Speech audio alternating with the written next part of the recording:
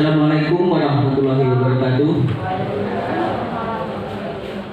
Selamat siang dan salam sejahtera untuk kita semua. Yang saya hormati Bapak Ibu Guru SDN Negeri 3 Sambirejo dan teman-teman mahasiswa program kampus pengajar angkatan 6. Selamat datang dan terima kasih atas kehadiran Bapak Ibu Guru dan teman-teman semua untuk mengikuti kegiatan diseminasi pada hari ini dengan topik pemahaman dan penerapan budaya positif calon guru penggerak angkatan 9 Kabupaten Grobogan.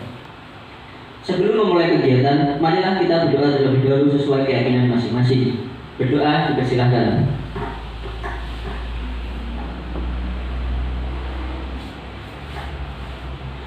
Berdoa tidak pernah selesai.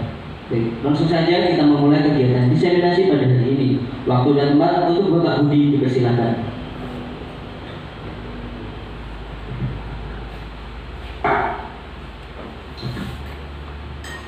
Bismillahirrahmanirrahim. Assalamualaikum warahmatullahi wabarakatuh. Yang terhormat Bapak Ibu Guru SD Negeri 3 Sambirejo dan kepada adik-adik mahasiswa kampus pengajar yang saya banggakan. Pertama, mari kita panjatkan syukur kepada Allah Subhanahu wa Ta'ala sehingga di siang hari ini kita semuanya diberi kenikmatan sehingga kita semua bisa berkumpul di ruangan ini untuk mengikuti pelaksanaan diseminasi pemahaman dan penerapan budaya positif. Pada Bapak, Ibu, dan adik-adik semuanya, di sini saya sebagai peserta calon guru penggerak angkatan 9 akan menyampaikan diseminasi budaya positif di sekolah dasar. Ya, nama saya sendiri Budi Prasetyo, calon guru penggerak angkatan 9 Kabupaten Grobogan.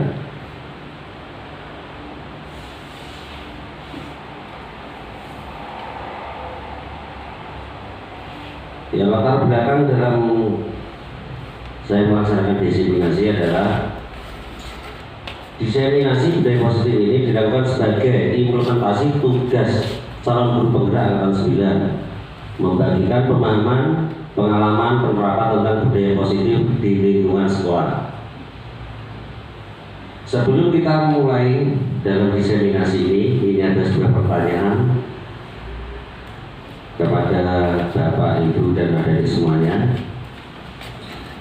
Jawabannya hanya setuju atau tidak setuju. Pertanyaan yang pertama, bahwa pemberian hukuman dapat mendisiplinkan siswa. Bagaimana Bapak, Ibu, adik-adik? Setuju atau tidak? Setuju. Setuju. Pemberian hadiah dapat meningkatkan prestasi siswa? Setuju atau tidak? Setuju. Guru harus bisa memberikan solusi untuk siswa yang mempunyai masalah? Setuju. Guru berperan sebagai teman bagi siswa? Setuju. Ya, jawabannya berarti semuanya setuju ya? Ya. Yang mana? Yang nomor 1 tidak setuju bahwa pemberian hukuman dapat mendisiplinkan siswa. Kalau saya sendiri, menurut saya juga tidak setuju. Pertanyaan kedua, pemberian hadiah dapat meningkatkan prestasi siswa. Itu kalau kita selalu mengacu pada itu, saya sendiri sudah tidak setuju karena itu bisa menjadikan sebuah ya selain materialisme juga kebiasaan anak ya. Jadi nanti kalau tidak diberi hadiah, anak tidak mau belajar dengan baik. Yang ketiga itu saya sendiri sudah setuju. Yang keempat, guru berperan sebagai teman bagi siswa, itu juga setuju. Ya, untuk mengetahui setuju dan tidak setuju, mari kita lanjut ke materi yang selanjutnya tentang budaya positif. Apa itu budaya positif? Ya, budaya positif merupakan perwujudan dari nilai-nilai atau keyakinan universal yang diterapkan di sekolah.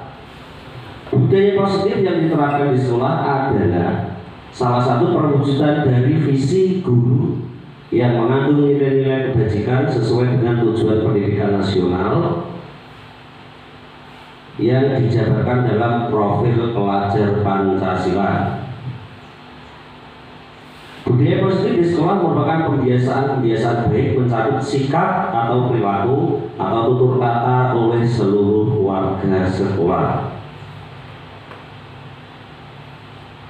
Pembiasaan positif di sekolah. Kita sebagai seorang guru, ya, kita terbiasa melakukan pembiasaan kepada anak didik kita, yaitu terbiasa melakukan pembiasaan yang positif. Yang pertama, kita bisa melaksanakan upacara setiap hari Senin, itu juga merupakan salah satu kebiasaan yang positif. Yang kedua, berbaris dan bersalaman dengan guru sebelum masuk kelas. Yang ketiga, berdoa sebelum dan sesudah belajar. Kebiasaan positif yang selanjutnya, pembacaan Asmaul Husna pada sebelum pembelajaran. Yang selanjutnya, sholat duha bersama bagi umat muslim. Yang selanjutnya, pembiasaan Jumat sehat dan Jumat bersih. Itu pembiasaan positif untuk menjaga kesehatan dan kebersihan di lingkungan sekolah kita. Yang selanjutnya, menyanyikan lagu nasional sebelum pembelajaran. Itu kita bisa laksanakan ketika sebelum jam masuk sekolah. Kita biasakan anak-anak kita perdengarkan lagu-lagu nasional untuk apa? Ya, sebenarnya untuk memupuk rasa cinta tanah air. Ya, dari itu semua pembiasaan-pembiasaan itu kita lakukan supaya kita bisa menjadikan anak didik kita anak yang berkarakter dan berbudi pekerti luhur. Nah, ini tadi tentang profil pelajar Pancasila. Ya, dalam pembiasaan tadi tujuannya apa? Tujuannya bisa menjadikan siswa kita siswa yang memiliki karakter profil pelajar Pancasila yang memiliki 6 dimensi. Yang pertama, beriman, bertakwa kepada Tuhan Yang Maha Esa dan berakhlak mulia. Yang kedua, berkebinekaan tunggal. Yang ketiga, mandiri. Yang keempat, bernalar kritis. Kelima, bergotong royong. Keenam, dan kreatif. Maka visi misi di SD, ya tidak SD, semua sekolah sekarang itu mengacu pada profil Pancasila, profil pelajar Pancasila. Ya, yang diutamakan adalah karakter dan budi pekerti anak didik.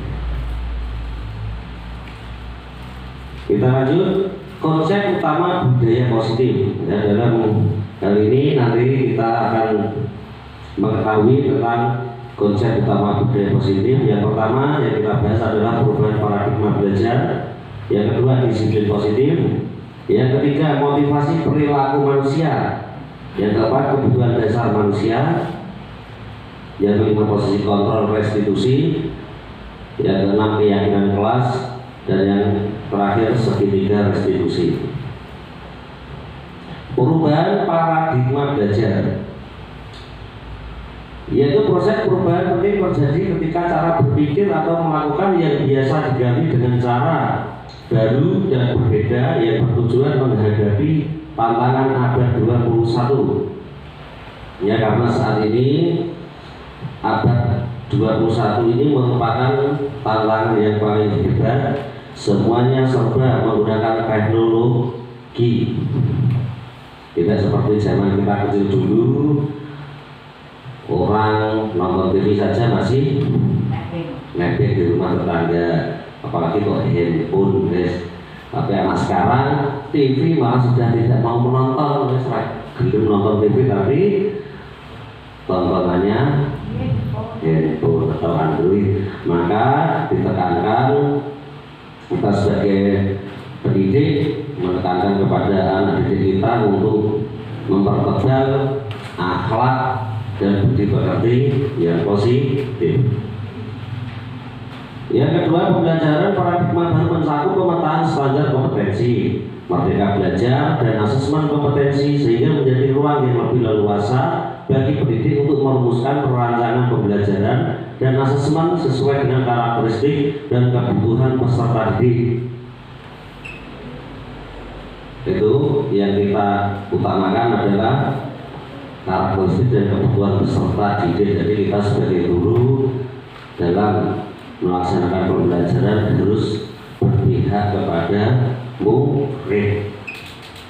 Ya, murid sebagai pusat pembelajaran, tidak guru yang sebagai pusat. Kalau zaman dulu,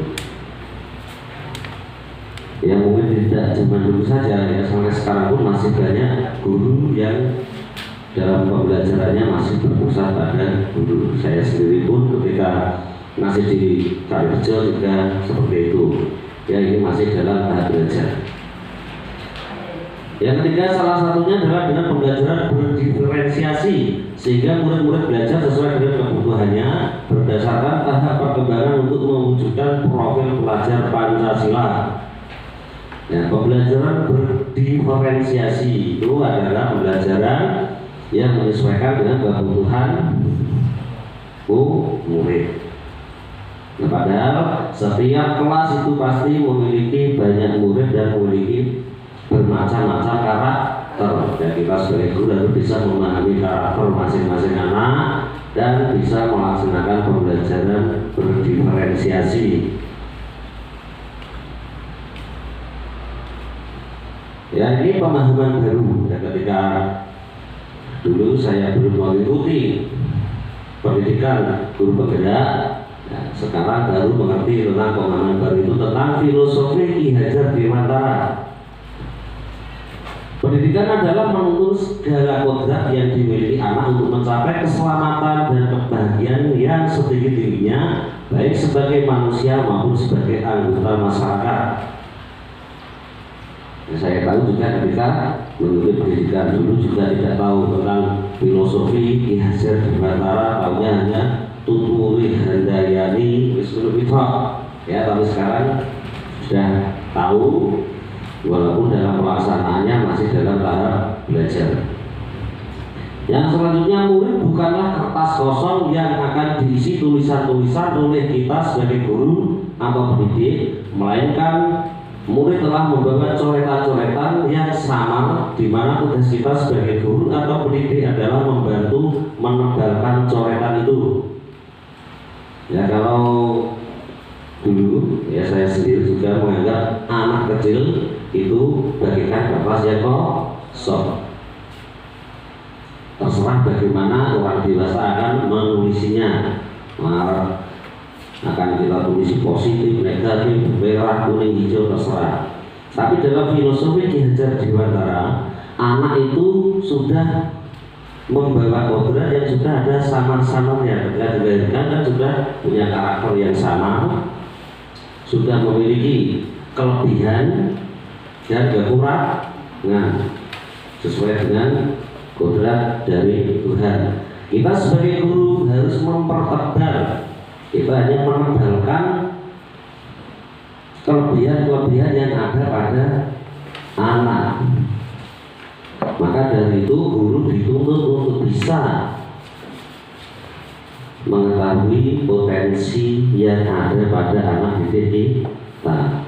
Mungkin setiap anak didik memiliki potensi masing-masing. Mungkin ada yang berpotensi sebagai di bidang begitu, ada yang potensinya di bidang olahraga, seni, dan lain sebagainya. Maka kita sebagai guru harus menebalkan sehingga ada anak yang potensinya kok olahraga, voli. Nah, maka kita sebagai guru ya harus menekankan, kita mempertebalnya, memperkuat supaya dia bisa menjadi atlet voli yang berprestasi. Dan selanjutnya mengibaratkan bahwa guru atau pendidik adalah petani, sedangkan murid adalah tanaman. Petani tidak bisa menentukan seperti apa tanamannya, tetapi hanya bisa melakukan yang terbaik untuk tanamannya, yaitu membuat lahan tepat, memberi pupuk, pengairan yang cukup, serta memberantas serangan hama, dan terus merawat tanaman itu dengan baik. Dan menurut filosofi Ki Hajar Dewantara, guru adalah sebagai petani. tanaman sebagai murid itu sebagai tanaman. Contoh saja, kalau kita menanam padi, kita juga harus menanamnya di tempat yang tepat, dan kita harus merawatnya. Kalau tanamannya kok padi, pengen panen jagung, bisa apa tidak, Bapak Ibu? Adik-adik? Tidak bisa. Kita menanam jagung, panennya juga pasti jagung. Tanam padi juga padi seperti siswa. Ya, siswa itu ya bagian tanaman. Kalau siswa emangnya sudah karakternya seperti itu, ya kita tidak bisa berubah. Asal padi dari jagung, kita hanya sebagai guru hanya bisa merawat dengan sebaik-baiknya, memberi pupuk, menyiram dengan rutin. Terus jika ada hama, kita harus membasminya. Nah, contohnya kalau ada pengaruh-pengaruh negatif, kita harus bisa menangkalnya. Kalau bagi anak, yaitu guru diibaratkan sebagai petani. Nandur pari, ya tetap dia panennya butuhnya ya pari. Nah, nandur pari pun juga menempatkannya juga harus di tempat yang tepat, yaitu di lahan yang ada airnya. Maka tumbuh dengan subur. Kalau pari kita tanam di lahan yang kering, ya pari itu juga akan mati. Trilogi kepemimpinan, ya, ing ngaso sungkulodo, ing madya mangun karso, tuturi handayani. Ya, kita sebagai guru, kita harus menjadikan diri kita seorang pemimpin, yaitu ing ngaso sungkulodo. Ya, kita bisa di depan kita menjadi suri tauladan kepada anak didik kita, memberi contoh-contoh yang baik. Ing madya mangun karso, untuk memberi semangat kepada anak-anak didik kita. Jangan memperlemah anak didik kita. Anak didik kita bertugas tidak bisa kita marahi. Dengan seperti ini dong. Nah, ya boleh. Kita harus memberi semangat terus. Jangan sampai anak didik kita itu merasa menjadikan rendah diri. Terus tuturi handayani, memberi dorongan kepada anak didik kita untuk selalu berkreasi, membuat karya. Selanjutnya, mengartikan pendidikan sebagai upaya untuk memajukan pertumbuhannya. Pendidikan budi pekerti itu kekuatan batin dan karakter, pikiran serta tumbuh kembangnya anak. Yang selanjutnya, konsep belajar yang selaras mendidik dengan hati, di mana mendidik dan mengajar adalah proses memanusiakan manusia, sehingga harus memerdekakan manusia dan segala aspek kehidupan, baik secara fisik, mental, jasmani, dan rohani. Ya, kita sebagai guru dalam mendidik anak harus memanusiakan manusia. Jangan kita jadikan anak didik kita seperti, apalagi kalau kasarnya sampai seperti binatang. Ya, harus memanusiakan, karena anak juga sebagai seorang manusia ciptaan Tuhan. Ya, karena kalau kita memanusiakan manusia, anak didik itu juga akan berkembang lebih baik, akan bertumbuh dengan karakter yang positif dan menjadikan motivasi bagi anak itu sendiri. Selanjutnya, manusia merdeka adalah manusia yang baik secara lahir maupun batin, mampu berdiri di atas kemampuannya sendiri, tidak bergantung pada orang lain. Manusia merdeka itu manusia yang bisa berdiri di atas kemampuannya sendiri, jadi tidak sering bergantung kepada orang lain. Pemahaman baru yang saya ketahui yaitu tentang nilai dan peran guru penggerak. Nilai guru penggerak yang pertama adalah mandiri. Mandiri itu maksudnya kita sebagai guru harus mandiri dalam melakukan perencanaan pembelajaran, yang kita bisa bekerja sendiri, mencari inovasi sendiri, ya, jangan selalu tergantung kepada orang lain. Yang kedua, reflektif, harus mampu merefleksi semua yang telah kita lakukan atau pembelajaran yang kita lakukan kepada anak didik kita. Dalam merefleksi bagaimana ya kita bisa bertanya kepada anak didik kita, cara bagaimana Pak Guru pas ulang tadi menurut pendapat kalian itu bagaimana, sudah sesuai dengan kebutuhan kamu, sudah menarik apa tidak ya, kita harus berrefleksi, bisa dengan anak ataupun dengan kita sendiri, bahkan kita juga berrefleksi dengan teman sejawat. Terus yang ketiga, kolaboratif. Sebagai guru kita harus selalu mau berkolaborasi dengan pihak-pihak lain, bisa dengan teman sejawat yang ada di sebelah kita, bisa dengan komunitas praktisi yang lebih luas di forum KKG, terlebih lagi bisa kita berkolaborasi dengan orang tua murid. Ya, kita bisa minta pendapat kepada orang tua murid. Bagaimana kalau saya mengajarkan anak-anak bapak ibu semuanya menggunakan seperti ini? Ya mungkin orang tuanya kan, karena Pak orang tua pasti tahu karakter anaknya sendiri-sendiri, pasti tahu ya, karena mereka sudah lebih kenal dan bersama lebih lama ya di keluarga pasti ya. Kita bisa bertanya karakter anak-anaknya kepada orang tua. Jadi kalau kita sudah mengetahuinya, kita baru bisa menentukan kebutuhan belajar mereka. Yang keempat, inovatif. Sebagai guru kita juga harus selalu berinovasi, apalagi sekarang zamannya zaman modern, semuanya menggunakan teknologi yang canggih. Kita harus bisa berinovasi, pembelajaran berbagai macam media pembelajaran bisa kita gunakan ya. Yang modern juga kita bisa menggunakan handphone. Mungkin dalam mata pelajaran tertentu bisa sebagai guru memperbolehkan siswa membawa handphone. Ya, mungkin mata pelajaran tertentu boleh ya, itu sebagai salah satu inovasi pendidikan.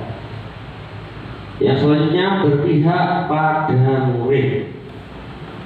Berpihak pada murid maksudnya kita sebagai guru dalam melaksanakan pembelajaran, dalam merancangnya, kita harus mengacu berpihak pada murid. Apa kebutuhan murid itu harus kita lakukan, tidak berpihak pada guru ya.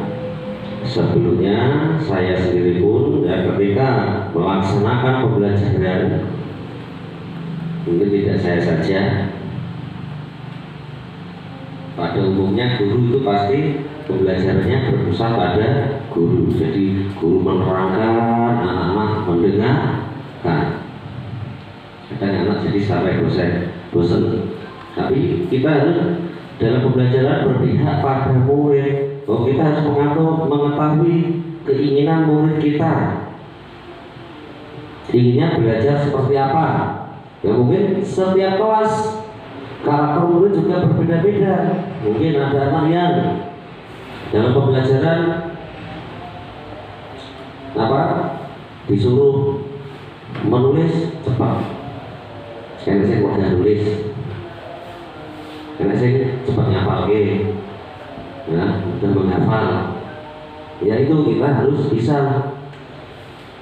mengakomodasi kebutuhan karakter siswa-siswa kita. Ya mungkin kita bisa menggunakan asesmen ya, dalam memberikan tugas bervariasi. Kok tidak harus berbeda? Oh, sing pinter tak wenehi soal wakeh, sing bodoh tak wenehi soal sithik.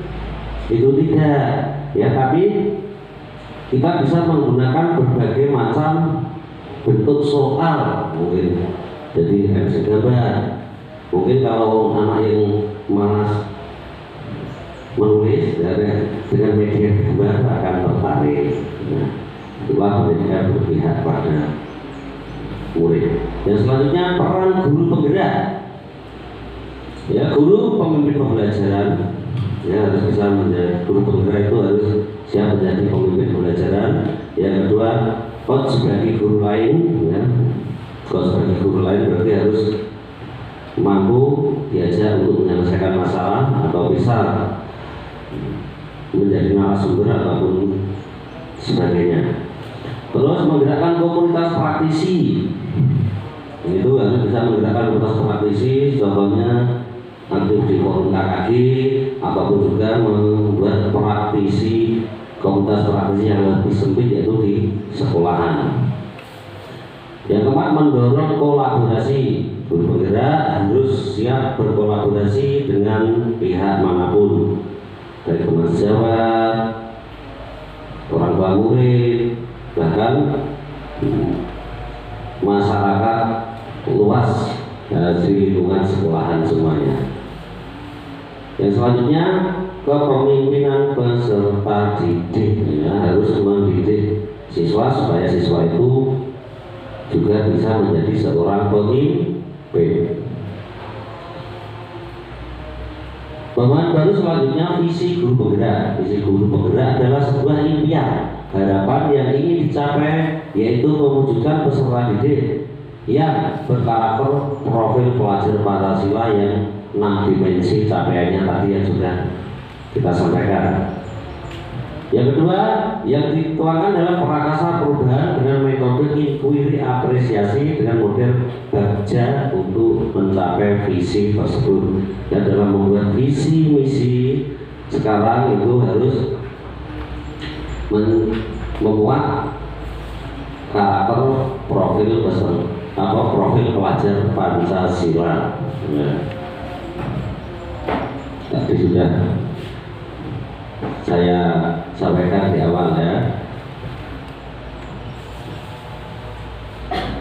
Selanjutnya pemahaman baru, ya, ini dari filosofi Ki Hajar Dewantara, nilai dan peran untuk gerak, visi guru, budaya positif itu tadi merupakan satu kesatuan yang nanti akan menuju kepada tercapainya profil pelajar Pancasila. Konsep utama budaya positif yang selanjutnya tentang disiplin positif. Ya, di sini ada sebuah ilustrasi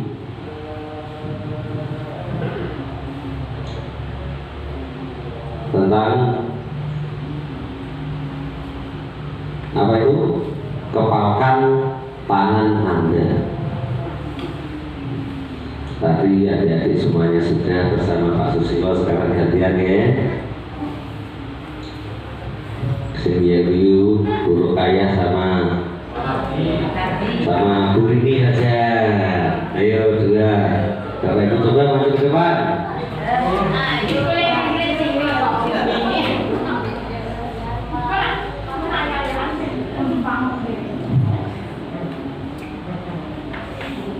Ya, di sini coba nanti Bu Rini yang mau megang kertas. Jadi mau megang ini apa ini? Oh, bulat di dalam tangannya, di kepala tangannya gitu, ya. Nah, nanti Bu Rukayah yang mencoba merayu, membujuk, entah bagaimanapun, nanti berhasil apa tidak, ya, berhasil membuka tangannya Bu Rini apa tidak. Coba dulu di kepala dulu, di depan. Ya, sekarang Bu Rukayah yang membujuk supaya Bu Rini mau melepaskan kepalanya dan mau menunjukkan isinya.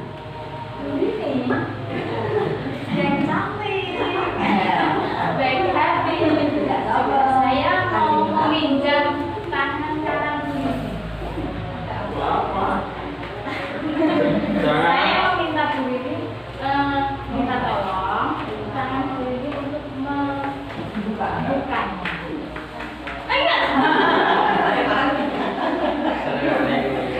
Sekali lagi.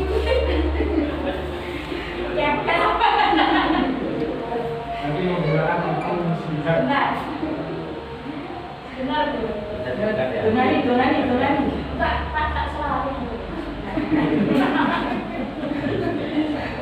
Berangkat itu nanti dulu. Ini tadi guru kaya sudah berhasil membuka tangannya Bu Rini. Kenapa Bu Rini kok tadi dibuka? Ya? Kenapa Bu? Karena begitu. Ya sudah dulu. Terima kasih ya. Dalam ilustrasi tadi, ya Bu Rini menjadi ya memiliki keyakinan yang sudah dipegang di tangannya. Keyakinan. Sedangkan guru kaya tadi berusaha biar tahu apa? Ingin tahu isi yang ada di kepalanya dulu itu. Nah, akhirnya tadi berhasil apa tidak? Keberhasilan itu tadi bukan semata-mata dari usaha guru kaya. Guru kaya sudah berusaha, tapi bukan semata-mata karena guru kaya itu yang berhasil membukanya. Akan tetapi karena diri Bu Rini sendiri yang sudah mau membukanya. Karena apa? Yang bisa mengontrol diri kita adalah diri kita sendiri. Orang lain hanya bisa membujuk, merayu, berarti oh ini bisa tak bujuk bagaimana caranya. Ya, kita sebagai guru hanya membujuk anak. Yang bisa membuka diri siapa ya?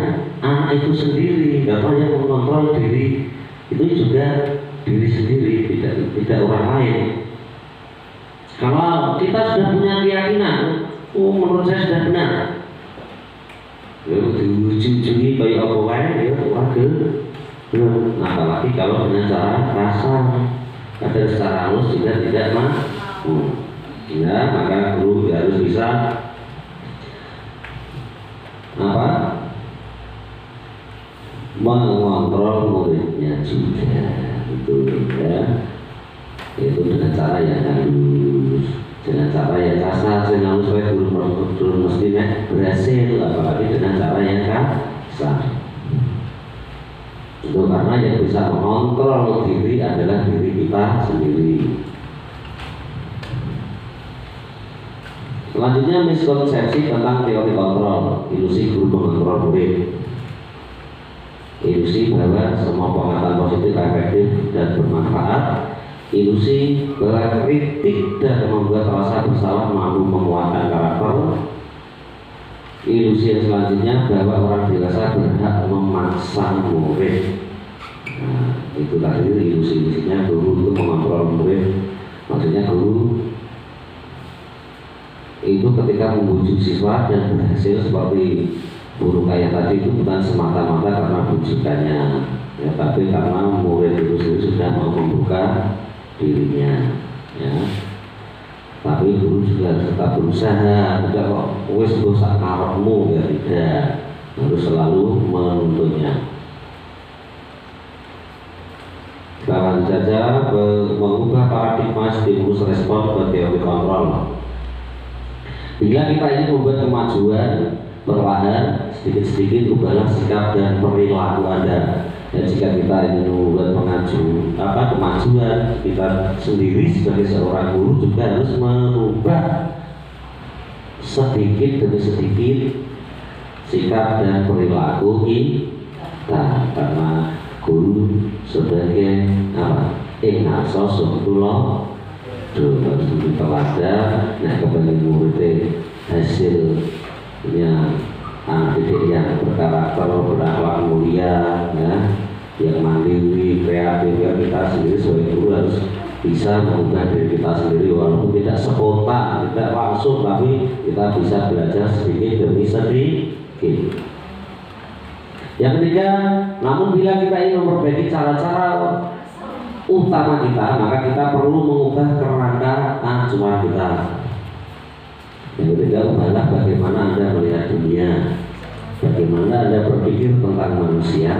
Ubahlah paradigma Anda skema pemahaman dan penjelasan aspek-aspek tertentu tentang realitas.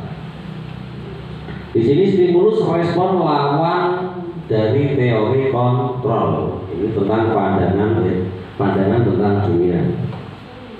Stimulus respon tentang dunia, dan yang kolom sebelah kanan adalah teori kontrol tentang dunia. Stimulus respon tentang dunia, ya, realitas, kebutuhan kita sama, dan menurut teori kontrol itu kebutuhan kita berbeda. Setiap manusia, menurut Bapak itu bagaimana? Berbeda apa sama kebutuhan kita? Ya, berbeda. Yang selanjutnya, semua orang melihat hal yang sama. Setiap orang memiliki gambaran yang berbeda-beda. Ya, mungkin setiap anak pun juga. Anak itu pasti juga dalam menerima pembelajaran juga gambarannya juga pasti akan berbeda-beda penerimaannya. Kita mencoba mengubah orang agar berpandangan sama dengan kita. Ya, teori kontrolnya, kita berusaha memahami pandangan orang lain tentang dunia. Nah, kita tidak bisa mengubah pandangan orang seperti pandangan kita, tapi kita harus berusaha memahami orang lain. Baru kita punya pandangan sendiri.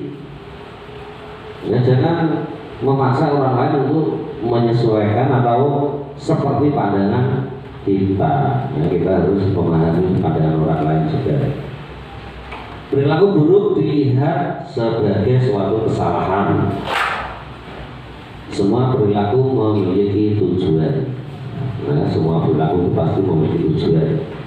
Entah itu perilaku yang bagaimanapun, pasti siswa dalam perilaku itu tujuan. Kita harus bisa memahami. Orang lain bisa mengontrol saya. Nah, mungkin dulu kita menganggap orang lain itu bisa mengontrol saya. Aku kok bisa manut wong kae? Oh, berarti aku mungkin diarahno kae. Ya tidak. Ya, itu sebenarnya kita sendiri yang mengontrol. Ya. Saya bisa mengontrol orang lain, ya. Bapak Ibu semua berangkat bisa mengontrol anak-anak didik kita, ya. Bahkan tetapi ya, Anda tidak bisa mengontrol orang lain. Bila anak didik itu mau melaksanakan apa yang kita perintah, itu berarti karena anak didik itu sudah mau membuka dirinya. Pemaksaan ada pada saat bujukan gagal. Senang bujuk, gagal terus dipaksa.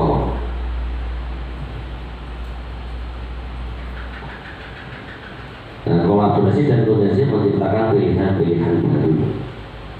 Nah, biasanya kalau kita membujuk anak didik, ya kita harus selalu bersabar, jangan sampai kita memaksa atau apalagi sampai melakukan kekerasan secara verbal. Kita harus mau berkolaborasi dengan siswa sendiri, dengan orang tua, ya, supaya mengetahui karakter anak didik kita. Model berpikir menang kalah. Sedangkan untuk teori kontrol, model berpikir menangan. Ya, di sini yang memakai kontrol diri kita adalah diri kita sendiri, menurut Ki Hajar Dewantara. Terus kita tidak bisa mengontrol orang lain. Nah, itu menurut Ki Hajar Dewantara, merdekanya tidak hanya terlepas dari perintah tetap, ini juga cara buat memerintah diri sendiri. Berarti orang melaksanakan perintah, ya, tapi kita juga bisa memerintah diri kita sendiri. Maksudnya memerintah awake dhewe yang kita berbuat sing apik. Ya, kalau dari dalam diri kita sendiri yang memerintah, kita pasti akan ikhlas. Anak-anakmu juga, kalau anak sudah mau melaksanakan hal positif tapi bukan atas dari paksaan orang lain, itu pasti anak ikhlas juga, anak juga akan nyaman. Berbeda kalau anak melakukan sesuatu atas paksaan dari guru. Selanjutnya, disiplin berasal dari kata disiplinnya, yang artinya belajar. Disiplin mengacu pada disiplin diri yang berarti memiliki tanggung jawab terhadap apa yang dilakukannya berdasarkan nilai-nilai yang diyakini. Ya, karena pengertian disiplin sebenarnya adalah proses belajar kontrol diri dengan menggali potensi kita agar mencapai tujuan mulia, yaitu menjadi seseorang yang kita inginkan berdasarkan nilai-nilai yang kita hargai. Kalau dulu disiplin itu melakukan sesuatu yang sepertinya menyeramkan, kudune sudah tepat waktu, anteng kalau disiplin tidak neko-neko, tapi tidak. Sebenarnya disiplin itu ya kita melaksanakan sesuatu yang berdasarkan nilai-nilai yang kita hargai. Kalau kita sudah keluar dari hati kita sendiri tentang penerapan disiplin itu tidak menangguh. Nah, disiplin positif ya, merupakan salah satu cara penerapan disiplin yang bertujuan untuk menumbuhkan kesadaran dari dalam diri serta memberdayakan murid tanpa imbalan penghargaan atau reward dan ancaman atau hukuman. Ya. Siswa yang mau melakukan disiplin positif itu sudah tidak melihat penghargaan, sudah tidak melihat hukuman. Jadi kalau sudah dari diri siswa sendiri mau menyelesaikan tugas itu bukan karena mereka disenangi guru, mereka dihukum, khawatir kalau dimarahin atau dibully temannya, ataupun saya mau mengerjakan tugas nanti dapat gajian, tidak. Akan tetapi mereka mau menyelesaikan tugas itu apa? Karena sudah menjadi tanggung jawab. Kalau sudah dari dirinya sendiri, ya, jadi siswa mengerjakan itu sudah tidak melihat nanti dapat hadiah, negara untuk hukuman, itu tidak. Ya, sudah keluar dari dalam hatinya sendiri. Disiplin diri dapat membuat seorang menggali potensinya menuju kepada tujuan sesuatu yang dihargai dan bermakna. Disiplin diri juga mempelajari bagaimana cara kita mengontrol diri dan bagaimana menguasai diri untuk memilih tindakan yang mengacu pada nilai-nilai yang kita hargai.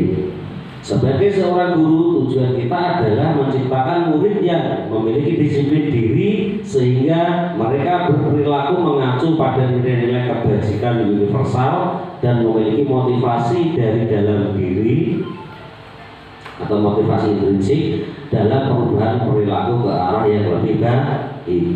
Nah, kalau sudah siswa memiliki motivasi dari dalam dirinya sendiri dalam melakukan disiplin positif, nah, nanti siswa tersebut akan sudah terbiasa. Jadi tidak usah guru untuk memaksa-maksa, itu tidak usah. Ya, kalau sudah siswa itu sudah mendapatkan motivasi dari dalam dirinya sendiri. Nilai-nilai kebajikan dan nilai kebajikan adalah sifat-sifat positif manusia yang merupakan tujuan mulia yang ingin dicapai setiap individu. Nilai-nilai tersebut bersifat universal dan lintas bahasa, suku, bangsa, agama maupun latar belakang. Setiap perilaku perbuatan memiliki tujuan menurut Dr. William Glasser pada teori kontrol. Dengan mengaitkan nilai kebajikan yang diyakini seseorang, maka motivasi energinya akan terbangun sehingga menggerakkan motivasi dari dalam untuk mencapai tujuan mulia yang diinginkan. Itu menurut Dian Gosen. Nilai-nilai kebajikan yang ingin dicapai oleh setiap anak Indonesia kita kenal dengan profil pelajar Pancasila. Jadi nilai profil pelajar Pancasila itu tadi: beriman, bertakwa kepada Tuhan Yang Maha Esa dan berakhlak mulia, mandiri, bernalar kritis, berkebinekaan global, bergotong royong, kreatif. Ya, tujuannya kita sebagai guru itu untuk mencapai siswa yang seperti itu. Tapi tidak semuanya harus tercapai. Dalam membuat visi kita juga harus menyesuaikan lingkungan kita dan menyesuaikan karakter peserta didik kita. Tidak mau membuatnya saya ingin murid saya beriman, bertakwa, terus mandiri, benar, kabeh semua dicakup ya, terlalu berat. Kita bisa mencakup profil pelajar Pancasila 2 item atau 3 item itu sudah sangat bagus. Ya mungkin sampai di sini dulu, kita bisa ice breaking sebentar. Ya mari Bapak Ibu, supaya kita tidak bosan untuk merefreshkan pikiran kita, ya. Tidak usah berdiri, cukup duduk saja. Dengarkan ya. Tepuk 1, tepuk 2, tepuk 1, tepuk. Tepuk berarti ya tepuk. Lagi-lagi ya.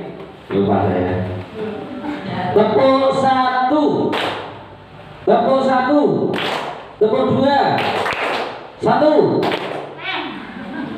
Ada tepuknya nggak tadi? Berarti 1 ya, 1. Ya supaya kita bisa konsentrasi. Ulangi lagi ya, 1 kali lagi. Masih kompak apa enggak? Adik-adik mahasiswa juga mengikuti ya. Tepuk 1, tepuk 1, tepuk 2, tepuk 3, tepuk 1, 2. Karena bisa dipikir ke apa.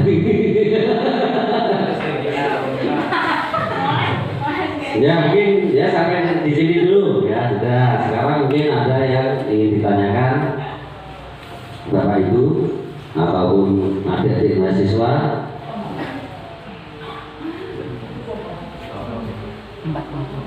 Lagi. Sudah kalau nggak ada yang tanyakan berarti sudah paham. Kita lanjut saja tentang motivasi perilaku manusia. Ya, motivasi perilaku manusia itu ada yang berasal dari eksternal, dari luar ya. Ada juga yang berasal dari internal, dari dirinya sendiri. Ini menurut Ben Gosling. Bisa dibaca sendiri ya untuk meningkat waktu. Lanjut. Dihukum oleh penghargaan. Penghargaan itu ya tidak efektif dan berpengaruh jangka pendek dan jangka panjang. Penghargaan bisa merusak hubungan. Penghargaan mengurangi ketepatan kualitas. Penghargaan mematikan kreativitas. Penghargaan itu bisa jadi menghukum. Terus motivasi dari dalam diri intrinsik. Tapi dalam penghargaan itu kita sebagai guru jangan, kita boleh sesekali memberi penghargaan kepada peserta didik kita, tapi jangan sampai kecanduan. Terbiasa siswa kita meminta penghargaan. Jadi ya sesekali tidak apa-apa ya, tapi kita harus berusaha meyakinkan bahwa tugas sebagai seorang pelajar itu belajar itu sudah dari dalam diri siswa sendiri, tidak berdasarkan penghargaan. Perbedaan antara hukuman, konsekuensi dan restitusi. Ini hukuman itu merupakan salah satu identitas negara.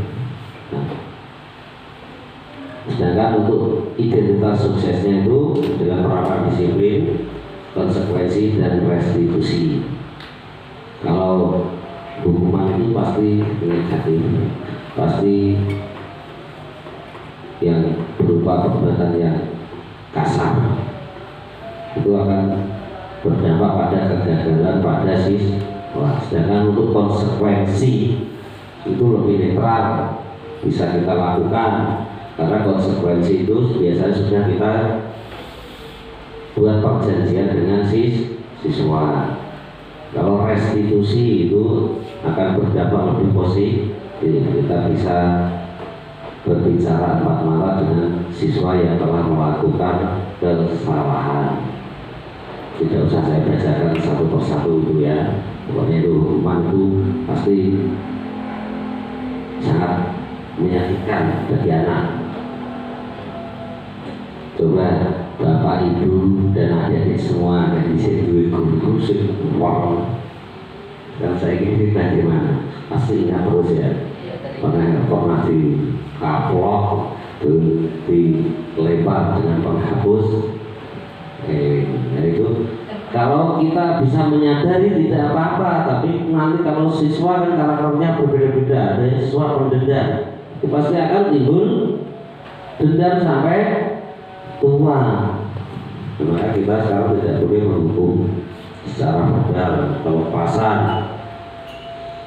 Nah, kita lebih baik menggunakan konsekuensi ataupun restitusi untuk meningkatkan kedisiplinan siswa. Lanjut. Nah, ini hukuman adalah suatu bentuk konsekuensi negatif yang memberikan sebagai respon atas tindakan yang melanggar aturan, norma ataupun hukum. Hukuman tidak terencana. Ya, biasanya kalau kita menghukum siswa itu setelah direncana, sebab siswa melanggar peraturan itu juga dadakan. Orang direncana sih sesuk aku melanggar, siswa itu guru ya, tidak mungkin punya rencana nanti saya menghukum siswa seperti ini ya. Karena itu tidak terencana. Hukuman itu berupa fisik atau verbal. Konsekuensi adalah hasil atau akibat dari suatu tindakan atau keputusan yang bisa bersifat positif ataupun negatif. Konsekuensi itu lebih netral, bisa bersifat positif ataupun negatif. Konsekuensi itu terencana dan sudah disepakati. Unsur-unsur konsekuensi dibuat oleh pihak guru. Dan konsekuensi itu biasanya dibuat guru. Nanti sudah tertulis nanti kalau anak melanggar ini konsekuensinya ini. Kalau tidak mengerjakan PR konsekuensinya ini. Kalau tidak memakai sepatu konsekuensinya ini. Nah, itu konsekuensi. Restitusi. Nah, restitusi adalah proses menciptakan kondisi bagi peserta didik untuk memperbaiki kesalahan mereka sehingga mereka bisa kembali pada kelompok mereka dengan karakter yang lebih kuat. Proses mencari solusi adalah pemecahan masalah yang dilakukan oleh peserta didik dengan bimbingan guru melalui sebuah dialog. Itu proses restitusi ya. Contohnya hukuman atau konsekuensi itu menulis 100 kali di buku. Seandainya ada anak siswa yang terlambat sekolah, tulislah 100 kali di buku kamu dengan kalimat saya tidak akan terlambat ke sekolah lagi. Itu adalah hukuman. Memberi coretan yang dibuat di atas meja atau membersihkan coretan yang di atas meja itu termasuk hukuman apa konsekuensi? Apa? Konsekuensi ya. Kalau kan siswa sudah menulis di atas meja, tapi konsekuensinya kan harus mau membersihkan. Terus kalau tidak melaksanakan piket kelas maka membersihkan kamar mandi. Konsekuensi hukuman ya. Kalau menurut itu konsekuensi. Lari di lapangan, nah itu bisa. Kalau PJOK itu bisa maksudnya konsekuensi, tapi kalau kita sebagai guru kelas itu bisa suatu hukuman. Berdiri di depan kelas ya, sambil mengangkat satu kaki karena tidak mengerjakan PR itu termasuk hukuman. Itu tidak. Baik, tapi kita sebagai guru juga bingung sendiri karena anak-anak itu juga tidak seperti kita dulu masih jadi murid. Ini rumah tapi sekarang anak ada ya, maka kita itulah keluh kesahnya seorang guru untuk mengetahui karakter anak. Konsep utama beliau selanjutnya kebutuhan dasar manusia ya, nanti kita bacakan saja supaya agak lebih cepat. Kebutuhan dasar manusia yaitu ada 5. Yang pertama bertahan untuk hidup ya, pasti manusia ingin bertahan hidup.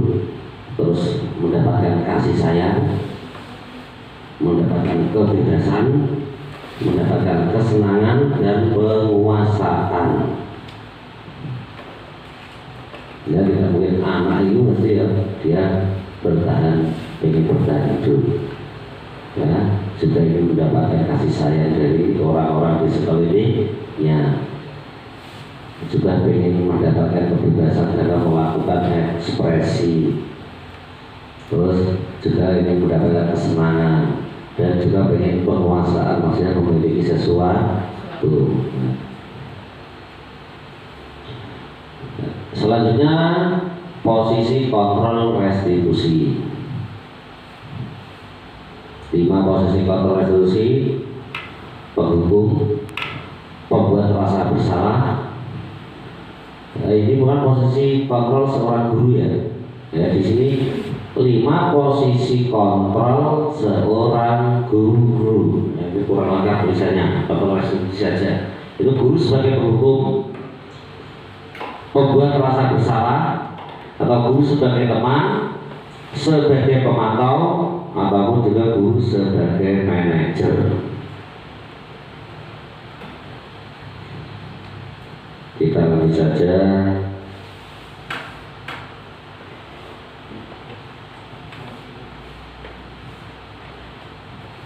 Jadi 5 posisi kontrol guru ini ya. Sebagai penghukum ini contohnya perbuatan guru sebagai penghukum adalah ini: menghardik, menunjuk-nunjuk, menyakiti, menyindir, termasuk guru menghukum. Nah, kalau guru membuat orang merasa bersalah, mungkin hanya berceramah dan mengatakan seharusnya seperti ini, ibu kecewa dengan kamu, ibu kecewa. Itu merupakan membuat rasa bersalah. Jadi peserta didik kalau kita katakan seperti itu akan merasa bersalah. Kalau guru sebagai teman, mungkin kalau ada siswa yang bagaimana membuat kesalahan ya, bisa membuatkan alasan-alasan untuk muridnya. Terus guru sebagai pemantau, ya, menghitung dan mengukur kemampuan siswa, karakter siswa. Terus guru sebagai manajer, mengajukan pertanyaan-pertanyaan kepada siswa ketika melakukan kesalahan. Ya, selanjutnya tentang motivasi yang kedua, guru berkata. Nah, kalau kamu tidak melakukannya, awas ya, rasakan. Nah, itu merupakan kata-kata guru ketika itu menghukum. Kalau guru berkata, kamu seharusnya, kamu sudah tahu ibu lelah sekali, mengatakan ibu stres. Nah, itu membuat siswa merasa bersalah. Kalau guru sebagai teman, itu ayolah lakukan demi ibu.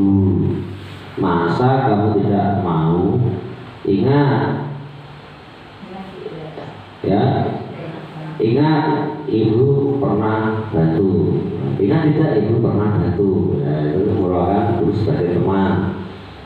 Terus kalau guru sebagai pemantau, apa peraturannya? Mengenai peraturannya. Terus ibu sebagai manajer, apa yang kita yakini, apa yang bisa kau kerjakan untuk memperbaiki kesalahan ini. Nah, itu peran guru sebagai manajer kalau ada siswa melakukan kesalahan. Terus selanjutnya itu motivasi hasil. Kelihatan ya itu tulisannya.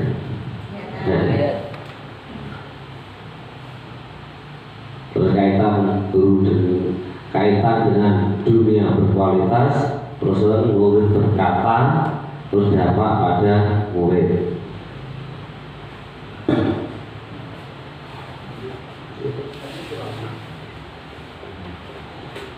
Lanjut. Nah, tentang ini motivasi eksternal dan ada juga motivasi intrinsik atau internal ini. Kaitan dengan dunia berkualitas, identitas gagal, perilaku kontrol negatif itu menghukum, membuat rasa bersalah itu identitas gagal. Lalu murid meletakkan guru di luar luar dunia berkualitas, membuat orang merasa bersalah. Murid juga meletakkan guru di atas dunia berkualitas. Identitas berhasil sukses itu perilaku guru sebagai seorang teman, itu murid meletakkan guru sebagai orang penting dalam dunia berkualitas. Posisi sebagai pemantau, itu murid meletakkan guru peraturan di dunia berkualitas. Posisi kontrol diri sebagai seorang manajer, itu murid meletakkan dirinya sebagai individu yang positif dalam dunia berkualitas. Nah, sekarang kita refleksi bagaimana kita sekarang ini sebagai seorang guru.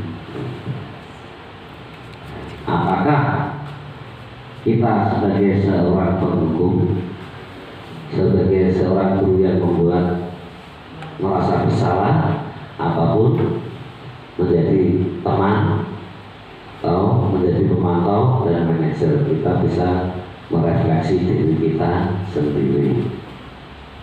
Dan kita lanjut, yaitu konsep budaya positif, keyakinan kelas. Mengapa keyakinan kelas kok bukan peraturan kelas? Ada yang bisa menjawab? Kenapa kok keyakinan kelas bukan peraturan kelas?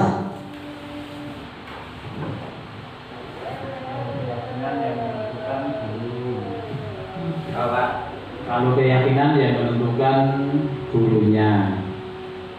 Kalau keyakinan itu berdasarkan kesepakatan bersama. Oh, keyakinan kabeh kasus. Iya, keyakinan. Mengapa keyakinan kelas bukan peraturan kelas? Yaitu peraturan dibuat oleh guru tanpa kesepakatan bersama dengan murid. Biasanya di ruangan kelas itu kan masih ada peraturan. Ya, kalau peraturan itu yang membuat guru tanpa ada kesepakatan dengan murid. Boleh tidak? Ya boleh. Ya. Selain ada peraturan kelas, di dalam kelas juga harus memuat keyakinan kelas. Karena apa? Keyakinan kelas itu dibuat atas kesepakatan bersama antara guru dan murid. Jadi guru berbicara bersama murid, ya, untuk membuat keyakinan kelas. Ya, mungkin ketika awal tahun ajaran baru, nah kita bisa membuatnya keyakinan kelas apa yang kita kesepakati. Karena apa? Kalau keyakinan kelas itu sudah yang membuat murid itu sendiri, pasti itu murid akan ingat dan akan lebih mentaati. Kalau sudah menjadi keyakinan sendiri, contoh saja,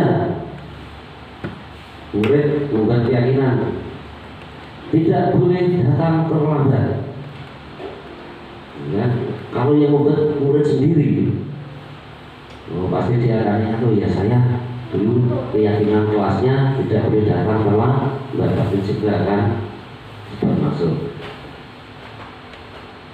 Terus keyakinan kelas lagi, tidak boleh berbicara ketika guru menerangkan. Itu juga termasuk keyakinan kelas. Bisa kita masukkan ke keyakinan ke kelas.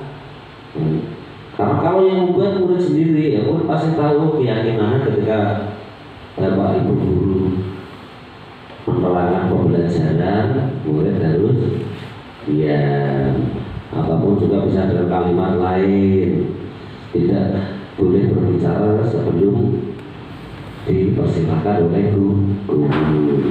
Itu keyakinan kelas itu mulai yang dibuat guru dan murid. Nah, jadi kita bisa melibatkan murid, semua murid. Mungkin bisa jika bapak ibu guru mengajak murid-murid membuat keyakinan kelas di kertas. Nanti setelah selesai kita tempelkan di papan tulis yang bagi. Lalu kita bahas semua ya, bisa kita masukkan ke keyakinan ke kelas. Dan nanti yang bisa kita masukkan bisa kita perbaiki lagi ya di papan ataupun di kertas yang lain, bisa kita tempel di dalam kelas. supaya siswa selalu membaca keyakinan kelas.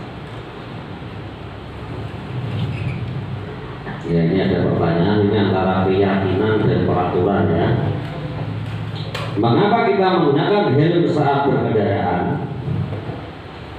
Peraturannya kan, kalau peraturan lalu lintas, orang yang membawa roda 2 harus memakai helm, itu sudah peraturan. Tapi jika peraturan itu ada, tapi diri kita tidak memiliki keyakinan, pasti kita memakai helm ketika mau pergi jauh, pas lewat jalan raya, khawatir dicekel polisi karena melanggar peraturan. Tapi kalau kita sudah punya keyakinan, pakai helm itu adalah untuk menjaga keselamatan. Dimanapun kita memakai kendaraan bermotor pasti akan memakai helm karena keyakinan kita, memakai helm itu untuk menjaga diri kita sendiri. Mengapa kita menggunakan masker dan cuci tangan saat ini ya, ketika waktu pandemi? Nah, pandemi kok gini kok menggunakan masker, ya. Dan kalau orang gak yakin orang itu tidak pakai masker sudah tidak apa-apa. Kalau tidak yakin pasti tidak akan memakai masker. Tapi kalau sudah yakin, ya kalau yakin itu nanti kalau tidak pakai masker akan mudah terserang virus corona. Ya, itu pasti dimanapun mereka keluar dari rumah pasti akan memakai masker dan cuci tangan. Itu perbedaan keyakinan dan peraturan. Ini kalau keyakinan itu sudah dari dalam diri ya. Mengapa keyakinan kelas bukan peraturan kelas? Ya ini tadi sudah, lanjut saja. Contoh peraturan dan keyakinan kelas. Di sini ada beberapa contoh peraturan kelas. Dilarang terlambat, harus mengerjakan piket, harus patuh kepada guru dan tidak boleh bertengkar, harus mengembalikan buku yang dibaca, itu peraturan. Sedangkan keyakinan itu contohnya disiplin dan tepat waktu. Nah, kalimatnya berbeda tapi sebenarnya kan hakikatnya sama ya, cuma kalimatnya berbeda. Melaksanakan tugas piket kelas sesuai jadwal, menghormati guru dan saling menyayangi teman, mengembalikan dan merapikan buku yang sudah dibaca ataupun digunakan. Maka ketika membuat keyakinan kelas mungkin siswa itu kalimatnya berbeda-beda, tapi maksudnya sama, mungkin kalimatnya berbeda-beda karena kan itu pemahaman setiap siswa itu berbeda. Tujuannya sama cuma kalimatnya berbeda. Maka setelah itu kita perbaiki sebagai guru, tidak kalimatnya dirubah supaya siswa mudah menangkapnya, memahami ya. Nah, ini contoh lagi ya, keyakinan kelas dan nilai kebajikan. Berangkat sekolah tepat waktu. Apa tuh nilai kebajikannya? Disiplin, melaksanakan tugas piket kelas sesuai jadwal, disiplin dan mandiri, menghormati guru dan saling menyayangi. Itu nilai kebajikannya, menghargai orang lain dan kasih sayang. Menghormati kan menghargai. Terus mengembalikan dan merapikan buku yang dibaca, itu kebajikannya adalah tanggung jawab, yang belajar tanggung jawab. Segitiga restitusi, ya itu tadi kalau kita melaksanakan segitiga restitusi ada urutan yang pertama menstabilkan identitas, validasi tindakan yang salah, terus menanyakan keyakinan kelas. Itu merupakan segitiga restitusi dalam pelaksanaannya. Segitiga restitusi suatu proses dialog yang dijalankan guru atau orang tua agar dapat menghasilkan murid yang mandiri, bertanggung jawab, konsekuensi dan berkomitmen untuk menjadi diri yang melakukan disiplin positif. Yang kedua, merupakan proses untuk menciptakan kondisi bagi murid untuk memperbaiki kesalahan mereka sehingga mereka bisa kembali pada keyakinan kelas dan menumbuhkan budaya positif dalam diri. Segitiga restitusi membantu murid menjadi lebih baik, memiliki tujuan, disiplin positif, memulihkan dirinya setelah berbuat salah. Jadi langkah-langkah dalam segitiga restitusi.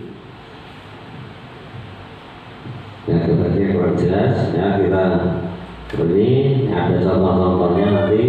Langkah-langkah pertama segitiga restitusi yang pertama adalah menstabilkan identitas. Langkah menstabilkan emosi anak setelah melakukan kesalahan. Karena ketika seseorang dalam kondisi emosional, maka otak tidak akan mampu berpikir rasional. Maka kita sebagai guru harus menstabilkan dulu. Tidak anak ketika buat kesalahan langsung kita apa? Langsung digundur-gundur dengan pertanyaan. Ya, biar kita menstabilkan dulu. Ya, mungkin ketika buat kesalahan kalau terlambat datang ya biar dulu, biar mungkin pelajaran habis pelajaran baru kita restitusi. Ya, itu menstabilkan yaitu dengan cara apa? Anak kita bantu untuk tenang dan mencari solusi untuk menyelesaikan permasalahannya. Jika anak berbuat salah, maka ada kebutuhan dasar mereka yang tidak terpenuhi. Maka langkah ini bertujuan untuk merubah orang yang gagal menjadi orang sukses. Bisa menggunakan pertanyaan-pertanyaan seperti contoh itu ya, dalam menstabilkan pertanyaannya seperti ini contohnya. Ya, kepada anak ya, kita bertanya kepada anak ya, tidak ada manusia yang sempurna, pasti semua orang memiliki kesalahan. Ya, saya sendiri atau Bapak sendiri juga pernah melakukan kesalahan. Ya, Ibu juga pernah melakukan kesalahan. Yaitu kita dalam menstabilkan anak. Ya, pertanyaan-pertanyaan seperti itu. Terus langkah kedua adalah validasi tindakan yang salah, yaitu langkah di mana kita harus memahami kebutuhan dasar yang mendasari tindakan anak tersebut. Anak berbuat kesalahan. Menurut teori kontrol, semua tindakan manusia baik atau buruk pasti memiliki maksud dan tujuan serta alasan tertentu. Mungkin bisa dengan pertanyaan-pertanyaan seperti contoh, pasti anak melakukan terlambat itu pasti ada alasannya. Tidak mungkin ya, kita sendiri sebagai orang tua juga ya akeh alasannya. Ya, mbak mahasiswa berat ya. Kalau melakukan kesalahan pasti punya alasan. Yang pertama ya, pertanyaannya bisa, kamu pasti punya alasan mengapa? Ya, alasannya apa biasanya? Mengapa kamu melakukan itu? Apa alasanmu? Nah, Gideon, kenapa kamu terlambat? Apa alasannya? Adakah cara yang lebih efektif? Mungkin kalau anak terlambat, kamu kok terlambat? Apa alasannya? Oh maaf Bapak Ibu, saya terlambat karena tadi saya bangunnya kesiangan. Siapa yang berbulan? Ya, maka kita sebagai guru harus bisa mencarikan ya, melanjutkan dengan pertanyaan, apa ada cara lain kok supaya kamu tidak terlambat? Ya, pasti akan menjawab. Nah, mungkin anak bisa menjawab, ya saya supaya tidak terlambat, saya akan bangun lebih pagi, ataupun saya akan tidur lebih sore supaya bisa bangun lebih pagi. Itu. Terus langkah yang ketiga yaitu menanyakan keyakinan kelas. Karena sebelum pembelajaran dimulai sudah ada keyakinan kelas, maka anak kita ingatkan lagi keyakinan kelas yang sudah disepakati. Karena apa? Ya, ketika langkah 1 dan 2 sudah sukses, maka anak akan siap untuk dihubungkan dengan nilai-nilai yang dia percaya dan berbeda menjadi orang yang dia inginkan. Bisa dengan pertanyaan-pertanyaan berikut ini. Ingat tidak dengan keyakinan kelas kita? Nah, karena tadi sudah terlambat, kita ingatkan loh. Ingat tidak dengan keyakinan kelas kita? Pasti akan menjawab kalau ingat loh, tidak boleh datang terlambat ataupun harus masuk tepat waktu. Nah, itu keyakinan apa yang kita sepakati ya. Itu tadi ya, harus datang tepat waktu. kamu ingin menjadi orang yang seperti apa? Nah, kita lanjutkan pertanyaan seperti itu ya.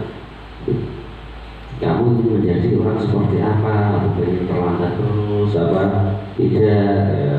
Mungkin kalau anak berpikir sadar dengan sendirinya pasti akan menjawab, oh, saya ingin menjadi ya, pasti yang baik-baik jawabannya.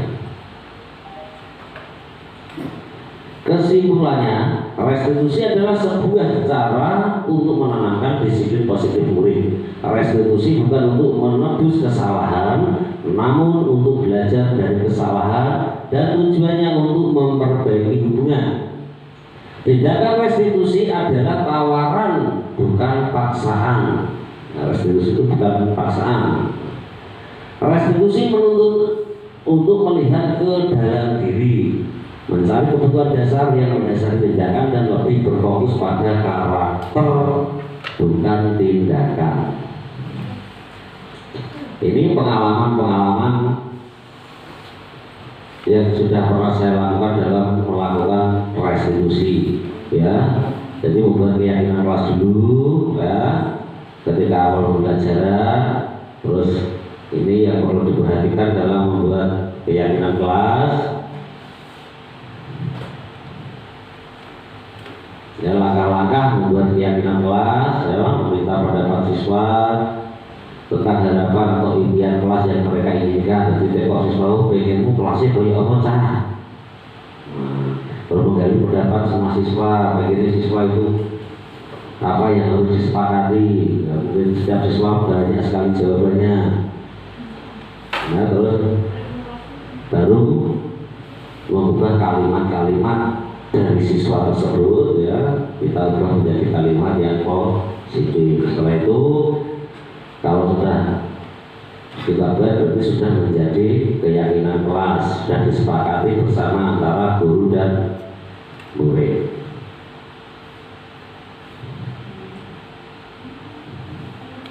Nah, ini contoh-contoh bisa membuat kertas, tempel-tempel itu ya. Nah, mengubah kalimatnya. Nah, soalnya kalau anak kan tidak boleh datang terlambat, nah, kita ubah datang ke sekolah tepat waktu. Ini kan masih kalimat dari anak. Nah, yang atas itu sudah diubah oleh guru.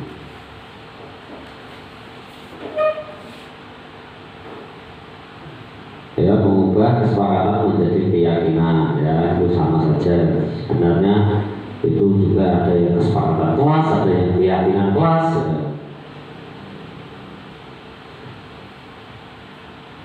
Ini contoh-contoh penerapan segitiga restitusi dalam menyelesaikan permasalahan di kelas ya. Ini ada simulasi ya, ada kasus ya, seperti itu.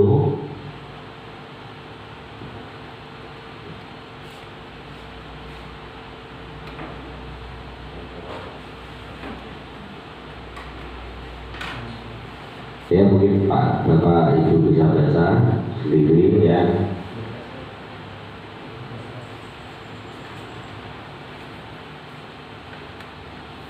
Salam saja ya, ini validasi tindakan yang salah. Itu pertanyaan yang tanya jawab antara guru dan siswa. Kalau bisa kita ulang lagi, kita baca dulu ya. Ini cara menstabilkan, mungkin ini Bu Evan ya, cara menstabilkan kelas ya. Saya memanggil Evan ke ruang guru, kemudian saya mau mulai dialog ini ya. Guru berdialog dengan Evan. Ini guru, Evan, kamu tidak tahu kenapa itu panggil ke ruangan guru ini? Mungkin siswa menjawab, tidak tahu guru. Terus guru ini, nah, ibu dapat laporan dari teman kamu bahwa kemarin kamu tidak melaksanakan tugas piket. Nah, siswa menjawab, iya guru. Terus guru lagi bertanya, nah, berbuat salah itu biasa dilakukan siapa saja, bisa dilakukan siapa saja, bisa juga temanmu yang lain, ataupun bahkan ibu guru juga bisa melakukan kesalahan, karena hal itu adalah sangat manusiawi.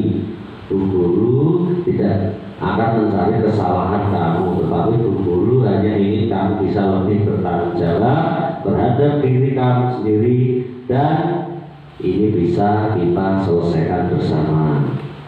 Oh iya tuh, saya salah. Nah ini terus dalam tindakan validasi, ya, guru bisa bertanya, nah kamu pasti punya alasan kenapa kamu sering tidak mau melaksanakan tugas piket. Nah, siswa menjawab, saya sampai di sekolah sudah bel masuk dulu. Nah, kenapa kamu bisa kesiangan datang ke sekolah padahal kamu tahu kan kalau hari itu jadwal tugas piket kelas kamu? Ya karena memang saya sengaja berangkat siang Bu, agar saya tidak melaksanakan tugas piket kelas. Nah, guru bilang, oh jadi kamu tidak melaksanakan tugas piket itu karena kamu sengaja berangkat siang. Iya Bu. Terus selanjutnya baru menanyakan keyakinan ke kelas. Nah, tapi ini dialog antara guru dan murid dalam menanyakan keyakinan kelas. Ketika kamu melihat temanmu yang lain melaksanakan tugas piket, terus kamu menghindar tidak melaksanakan apa yang kamu rasakan. Nah, saya merasa bersalah Bu karena tidak melaksanakan tugas piket. Itu mau tanya, kamu masih ingat tidak keyakinan kelas yang kita buat bersama di kelas? Iya Bu, masih. Kalau begitu coba kamu sebutkan beberapa keyakinan yang kita sepakati. Tidak boleh datang terlambat ke sekolah, melaksanakan piket kelas sesuai jadwal, tidak boleh makan saat jam pelajaran. Kira-kira apa yang kamu lakukan kemarin? Nah, tidak melaksanakan tugas piket kelas keyakinan kelas tidak Bu, saya salah karena tidak melaksanakan keyakinan kelas. Nah, dan seterusnya juga tak sendiri ya. Dan sudah terima kasih.